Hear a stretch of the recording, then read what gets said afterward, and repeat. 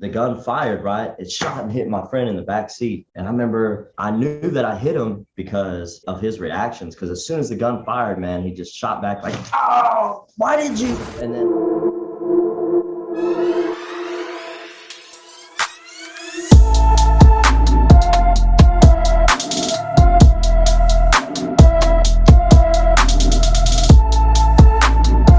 What's up, everybody? I'm Blessed and Free. Welcome back to another episode of DOC TV. So I got a guest on that, has changed his life and is now doing positive things. But in order to appreciate that, we got to see where he came from and his struggles.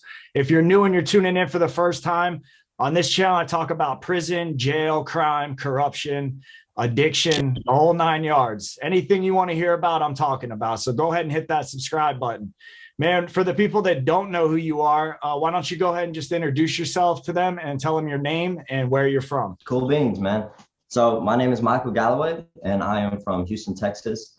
I did 8 years in prison and in the Texas Department of Criminal Justice. Well, they used to call it TDC, but it's TDCJ now.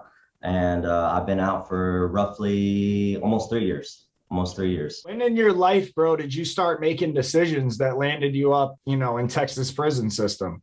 You want to know something? I actually started at a really young age. I mean, the first time I actually stole something, I was 7 years old. I remember stealing a Mortal Kombat figurine from Randall's, and because I knew that my family couldn't afford it, and I was like, man, I'm gonna steal it. So I started then, and both of my parents have been to prison. And so I was raised by my grandparents. And although my grandparents did an amazing job at raising me and taking care of me, I found myself, engaging and wanting to be in the footsteps of my parents, and I had to deal with drugs and the whole street life. So what do you think attracted you to that, though? The more I used to think about it, especially in prison, I was just had a rebellious attitude, and that was like a subconscious thing. Like I wanted to be like my parents, because that's all I'd hear about my parents is how oh man, they're bad, they've been in prison, don't do drugs, don't do all this. But I found myself wanting to be like them subconsciously. So it's crazy. That's kind of the same thing with me, man. Like you don't even realize it, when you're in it, like what you're doing. So what were the charges that led you to prison, man? How did all that go down? So what led me to prison, just to be as concise as possible, while attempting to disarm a 357 Magnum that had 380 hollow points in it, because 380 hollow points actually fit in a 357 Magnum. While attempting to disarm it, I held down the hammer to squeeze the trigger and release the hammer slowly. And as in the process of doing that, the hammer slipped out of my finger and it shot and fired and killed one of my good friends. Damn, bro. So shit, that's crazy, man. Like, were you guys like cool at that time, or was some bullshit? Yeah, that's one of my best friends, and it's something that I've had to live with my entire life. From that point, like everything in my life changed in just that moment. What happened, man, after the gun went off? Like what did you do after that? So I mean, as soon as it happened, right, the gun fired, we were in a car, and I was stupid trying to disarm it with one hand. And as the gun fired, right, it shot and hit my friend in the back seat. And I remember, like, I knew that I hit him because of his reactions. Because as soon as the gun fired, man, he just shot back like, oh, why did you? And then, like, man, I dropped the gun. I jumped to the back seat. I remember pulling back his sweater, and then, man, I see it right here. There was a hole, and then blood just starts pouring out of it. And as it does, man, I jump back there. I'm trying to hold pressure on it. I'm with two of my other homeboys. They hop out each side of the car, and they're frantic, man. And they don't know what to do. Like, and just to be honest, like they were all high on K2, so it was real intense for them. And I was actually the only sober person at this time. As soon as that happened, like my homeboys are flipping out, and I'm trying to call 911. I call 911 to get them on the phone, telling them my homeboy's been shot. Like, what do we do? They told me, like, you need to stay there. But I was looking at my homeboy, man, and like I remember like seeing his eyes roll back of his head and blood coming out of his nose and his mouth. And I was like, man, like I can't just sit here and wait. So immediately I hop in the front seat, and I told my other homeboy, I'm like, hey man, get in the car and hold pressure on his wound. So he does. And man, I reverse out of there and I'm driving. And I remember like it's around lunchtime. And of course there's traffic and I'm honking the horn, trying to veer out of the way of everybody. And I'm on the phone with 911 at the same time. And they just keep telling me to pull over. And I'm telling them like, nah, man, I'm not going to pull over. Like I need to get him there. And so I remember we were coming up to this street. It was on Research Forest and there's no shoulder up ahead. And it's a bridge. And it's just jammed up traffic. And I'm like, man, that's not going to be no way. I remember looking in the rearview mirror and I see my homeboy, man, and I just see death on his face. And so like, man, something overcame me. Like it was like a scene like out of Saving Private Ryan, for real. And like everything like just was just kind of like pausing and real quiet. And man, I asked God, I was like, please, like help me, because all I thought about was like, I'm never gonna see my son again. My homeboy dies, like what am I gonna do? Like I'm gonna go to prison for the rest of my life. Like these are things that were running in my mind. You know, sure enough, I see an ambulance flying the opposite direction, and I know that that's for us. So like, there's no way that has to be for us. And I pull over into this plaza, and I remember pulling into the plaza, and I pull in. And I tell my homeboy, Jared, I'm like, Jared, man, go out to the street and flag down that ambulance. So he runs out there. I remember see two land surveyors. They were looking at us like we were crazy. But then I go to the back seat and I pull my homeboy out. And I remember pulling him out on the concrete. And dude, I just didn't know what to do. I was talking to 911. I'm like, look, I pulled over. This is where I'm at. Like, what can I do? They're like, okay, so first things first, you got to check to see if he has a pulse. I remember feeling on him. And I felt like the faintest pulse, and that gave me like just a little bit of hope, like God, like God's gonna save him, man. God's gonna do this. And when I did that, she told me, all right, next thing you need to do, you need to wipe the blood from his nose, wipe the blood from his mouth, and keep him up. So I did all those things, and man, just when you feel like things may start to go right, like things get worse, and the ambulance don't show up first. The cops show up first, and they've dealt with me since I was juvenile. So I've been a troubled kid. I remember they came over there, ran over and just grabbed me and yanked me off my homeboy. And I watched my homeboy just fall flat, and I'm screaming bloody murder. I got phone in one hand, and I'm cussing them out, calling them everything but a child of God. And they're so focused on me and focused on finding the gun that they're not sitting there trying to help my homeboy. And so they put me in the back of the cop car. My homeboy died on the scene. That's some heavy ass shit, man. So, and I already know from you telling me you were arrested before and had a record that when those cops came to that scene, they wanted you, I'm sure. Yeah, they matter of fact, I remember they at one point in time I heard them say like the gun's been reloaded, and it wasn't.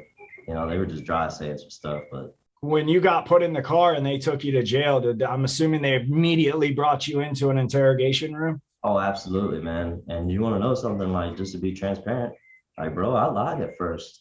I was scared, man. Like, just to be honest, like, I was sitting there and I was like lying, saying that he had shot himself at first, because like, I know what it's like to be in the criminal system. When I found out that my homeboy died, like, I knew that everything changes right then and there. Like, I went from trying to fight for his life. Fight for yours. As a kid, I had to fight for mine. And I knew it came with that. And I lied because I was scared, bro. Like, all I knew about was, I didn't know about like criminal negligence, homicide, or any of this other stuff. What were your homeboys saying the whole time it was going down? When it was going down, or interrogation? No, when like you guys are now, I'm assuming you were in jail, right? After you got interrogated. No, we were interrogated before I went to jail. So what were they saying? Yeah, what were they saying at the police station as far as like the story goes? That I accidentally shot him. And then so when they kept interrogating me, of course, finally I caved in, and I was like, this isn't I shouldn't have a criminal mentality trying to sit here and deal with this. So I just told them like that. I shot him. What was their attitude when you told them that? What was their attitude? Yeah. They were more understanding then, that they weren't so like hard on me, like, because they were drilling down on me, and like, so like, I've been in this predicament before, like I knew how this went, Yeah. But, you know, this was different. And so they charged me with criminal negligence homicide, which was a state jail felony at the time. But the reason they were able to charge me with that is because of the nature of the crime and because all three of our stories lined up. And I'm sure my story was the only one that was not lined up when I was sitting there lying. Yeah. What is the attitude of your friend's parents, man? Have you had a chance to reach out to them at all, or? You know, when you get sentenced, of course you have to have a victim impact speech. That means like the victim or the victim's family, they get to say whatever they want to, and you just got to take it, you know. And that was, man, that was an intense time, man. When I got sentenced, and I mean, they said that they forgave me. That kind of gave me some peace. I remember being in prison. You're in jail though, fighting this negligent homicide or whatever that you said.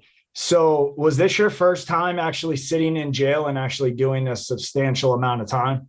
No, I went to TYC when I was a kid. Okay, so you've been to like the youth prisons then in Texas. Yeah. All right. So when you were there, bro, like, have you heard of like Florida JIT camps and all the shit that goes on in Florida? Nah, well, not while I was there. Nah, I was so focused on what was going on here. You know what I mean? Like, yeah. You know, like that. And of course, you always. No, I'm saying, are the youth like prisons in Texas? Are they violent? Like, is there? Oh, absolutely, bro. Absolutely. All right. So you're already seasoned, like in your criminal career, I guess. Yeah. I mean, bro, when I got locked up, my entire lifestyle was one of negative. I loved to rob people. I got a high off that. And you know, I love to use drugs. I sold drugs. I lived that entire lifestyle. When you went to jail and then eventually prison, did you end up clicking up with any organizations? Yeah. Yeah. You know, and it's funny because a lot of people think I'm Hispanic. I would think I was Hispanic. I did really, too. Yeah. Really, I'm a quarter Filipino, and the rest is Caucasian. So I mean, I got down with the woods, man. And just to be completely honest, like, yeah, I got down in the woods because, like, bro, I felt like I wanted to be a part of something. Like, I knew that I was supposed to be in prison for 8 years, and I may not ever make it out of there. You know, just by the way that the nature of prison. So I could go down there and mess all the way up. And when you don't have family out there to really support you, dude, like, that becomes your family, the organization that you click up with. How much time did you end up getting for the shooting of your friend? 8 years. How long were you in prison before you clicked up with the woods? Oh man, I went in there. You were already down. Yeah. When I got down, I mean, it was straight off the jump. So, I mean, I don't know a lot about the woods. I know a lot about like the AB and that different organizations, but what did you have to do to become a wood? Is it just like, yo, what's up, dog? All right, you're good. Heart check right off the jump. First, you're like, hey man, look, this is who I identify with, man. And then they'll be like, all right, well, come get this heart check. So a heart check is basically a test of heart. Right. To really see like if you'll hold your own. So you're gonna have to fight to your own. Is that like one-on-one, or are they lining you up? I'll sure. I didn't think so. You got in Texas prison, you got a no shine policy, so you're gonna have to fight two of your homeboys at the same time. And the first one I got was like 45 seconds. So, and 45 seconds is a long time, man. Bro, you ain't lying. People don't realize that. Yeah, you get thumped on, and like if you've been smoking cigarettes your whole life and just living wrong, when you go to fight, man, you find out just like how weak you really are, like how out of shape you really are. Yeah. After my first one, like I'm sure my punches probably felt like this. You know what I mean? Like little claps. So after that moment, I said, man, I'm finna yoke up, man. Yeah. Well, explain to the people, because some people watching may not know like woods and all that. But so what is your time like when you're doing time in the Texas prison system as a wood versus somebody that just goes in and rocks neutron? I mean, all prisons, just remember this, that all prisons are different. I've been on some really nice prisons. I've been on some really bad prisons. I've been on some prisons where guards do the most. I've been on prisons where guards do absolutely nothing for you. And so it just depends. So the mediocre ones, like you could get away with riding by yourself, but just understand, like, you're still gonna fade a heart check. You're gonna have to do that regardless. When it comes to standing on your own, man, I mean, you ain't got nobody that really has your back. So how did you do your time, man? Like, there's different ways to do time. Like, were you working out a lot and playing, like, were you gambling? Like, how did you do your time when you were in there? So when I first started doing time, man, you know, I when I become a part of something, like I go like 100%, man. Like I'm like gung ho. So like I became, you know, enveloped in the gang life and the hustling and even, you know, even gambling. And I was doing all the wrong things, but I was still trying to do good things at the same time. You know, I was in a GED class when I first got down there, but I had visions and I had goals for myself, but I still wanted to partake in everything else. But you know, I did a lot of working out. That's one thing I did. I was real passionate about, and it seemed that everywhere I went, people wanted to work out with me. What's one situation that stood out to you now that was like, you know, a really crazy situation, or did that even What happen? am I doing? Like, how did I get here? Yeah. You know, so there's plenty of those. And you know, just to be completely transparent, I had more homeboys that were liabilities than they were assets. So I had a bunch of crash dummy homeboys that partook and did stupid things. Like, and every time when we'd have to fight, when we had to line it up with somebody else, and it wasn't over me, like I started to really hate that stuff. At first, you know, like you're like, oh hell yeah, man, I'm down for this. Like, let's do this. Let's line it up. But man, after a while, you're like, damn, bro, like I'm fighting over you more than anybody else. You know, I only gotten 3 personal fights where I actually like instigated the hell out of it, or you know what, and it was at my fault. But my homeboys never had to fight over me. You know what I'm saying? Yeah. So I was more of an asset than I was a liability. Did that shit get on your nerves after a Hell while? yeah, man. Because then I bet. we'd have to run D's on that fool. You know what I mean? Or smash him out. But I couldn't stand that, especially after you warn somebody, man. You would tell the dude, like, specifically, I remember one of my homeboys, man, he loved to play knock. And he was the only white boy on the knock table. I know what's going on.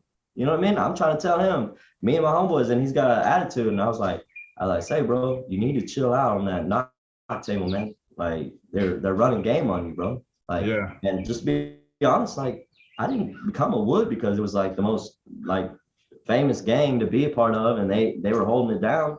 And I became a Wood because that's who I ran with, man. That's who I identified with, and we thugged it out whether we had to fight for tables, everything like that. What would you say, man, is the biggest gang in the prison system out there in Texas? In Texas, man, hands down, Tonga Blast, man, hands Yeah. down. Yeah. Man, they're like that, huh? And if you ever went to prison in Texas, you'll find out real quick. And I'm cool with a lot of them. And so, you know, Woods, I mean, it's hard on the yard for Woods, you know, just to be honest. But of course, you know, I mean, sometimes you're gonna have the dudes that are just not Don't about got their heart. life, ain't got no heart. And what happens to them a lot of times is they become childless. And you know, people will disagree with me, and that's cool. But I'll never argue with somebody about what happened to me while I was in prison or the experiences that I went through in prison. Because I get a lot of people that are like, oh man, it ain't like that. Mother trucker, it is like that. You know what I'm saying? Like, I don't know where you went, but I'll tell you where I went, but I'm not going to argue with you. Well, You know? that's always going to happen. And Yeah. even you could go to a camp, man, like say you're at one camp 5 years later, so you leave that camp, someone goes there, it's going to be 2 different experiences because officers change the rules. That it's always People get flipped. shipped off the unit. Like when a riot happens, they're shipping everybody that was engaged with that riot gone. So then it becomes a decent unit. And then of course you get more medium custody and more close custody that show up. And then all it is a matter of time. All units go through seasons. You're right about that. Yeah. So, all right, man. Well, what happened when you got out? Like, did you have a plan? Did you like sit down and think about, you know, all the shit you were going to have to do? Like, how did that go for you? And you know, throughout my time, somebody had told me like this mentality to live by, and I liked it a lot. And he said, man, Mikey, you got to live every day in here as if you're going to get released tomorrow. Like you ain't got enough time, right? So you should just constantly be trying to work on yourself. And again, although I was doing all the other things, I was still making progress in my goals. Like I got my GED, I got my associate's degree. And in my last 3 years, I was able to be a part of a program called the Prison Entrepreneurship Program. And what they do is they teach us about how to have good character, how to be a servant leader, you know, like a follower of Christ, and how to build a business plan, how to present a business plan, how to run a business, personal finance, all these things. So, and and they prepare you to try and give you work ethic. So that way, when you get out, you have some type of goal, some type of plan in place, and they help you when you get out. I see a big ass check sitting behind you, man. What's that all about? So, when I got out, I chose to follow my passion, man. Like, and I have to explain to you a little bit, the little back history. So when I was in prison, again, people would want to work out with me everywhere I went.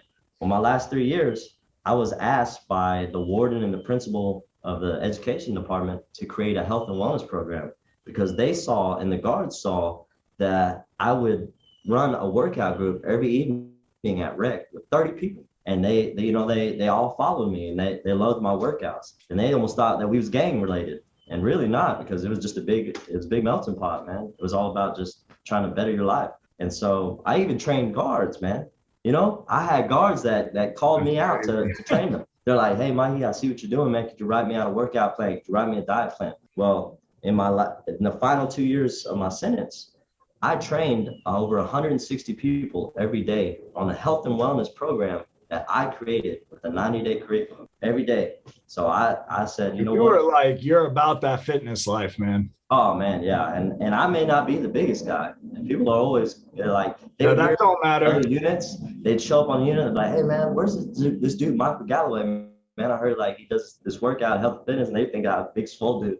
And they're like, hey, Mikey, come here. And so I'll be like, hey, what's up, man? He's like, say, man, you were nothing like what I was expecting.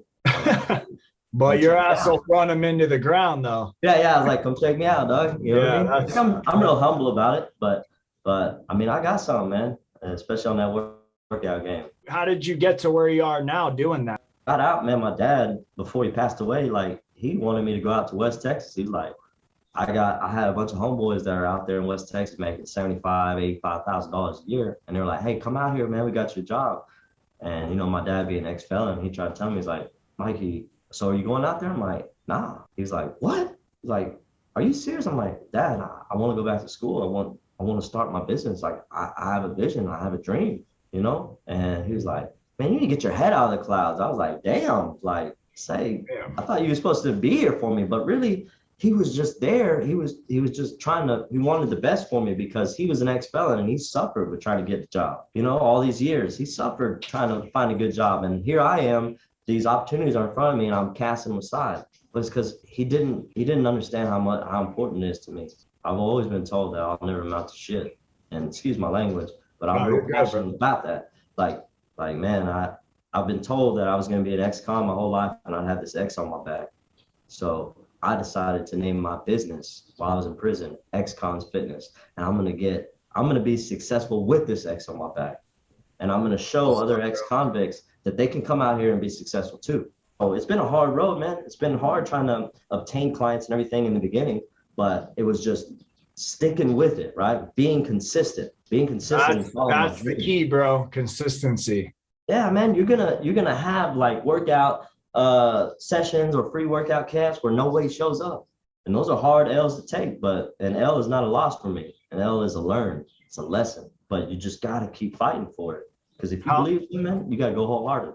Sorry, I get real passionate about this. No, you're good, bro. I get it, because I was the same way, man. I train and do all that shit too, but I appreciate you coming on, man. It's crazy. Like, when you put your mind to something, how you can change your life. And I think that's the key, is what you said a lot of, is consistency. Like we're not used to that in our life. You know what I mean? And then, so now that we can see that, now we can make changes. And what would you say is the biggest thing that you struggled with during your whole change of getting out and building your business? The biggest thing that I struggled with was, like when my dad passed, like everybody expected me to like just go back to drugs, go back to all my old ways. And they were just, some were even encouraging him, like, hey, Mikey, like it's cool to do a line. I'm like, man, are you retarded? Like, are you not listening to yourself? You want me to do something that already took my dad's life. That's crazy. You want the best for me. And so I had to realize that, but it didn't change my mentality. Like it did. That just made me lean even further into my dream. I said, man, I gotta be successful. I gotta do this. I can't let up. Now's not the time, man.